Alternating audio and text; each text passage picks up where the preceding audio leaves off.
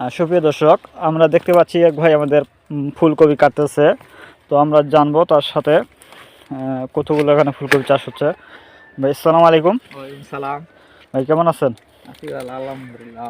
তো ভাই এই যে ফুলকপি হয়ে গেছে তাই তো নাকি? হ্যাঁ, মাশাআল্লাহ, মনে হয় 1.5 কেজি পার হয়ে যাবে।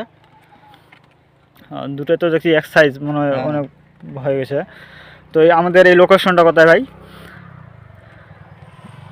গ্রামের নাম কি? থানা?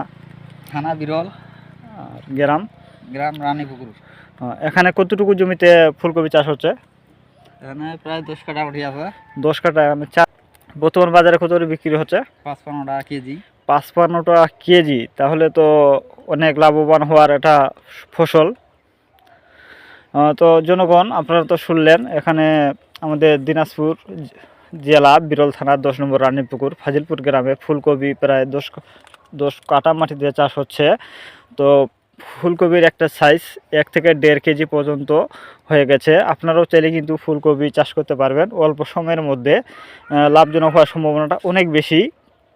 এই ফসলটি বর্তমান শীতকালে একটা ফসল, আপনারা সকলেই চাষ করবেন। সকলেই চাষ করে উপকৃত হবেন এবং কি লাভবান হতে পারবেন। সকলেই ভালো থাকবেন, সুস্থ থাকবেন। আল্লাহ হাফেজ।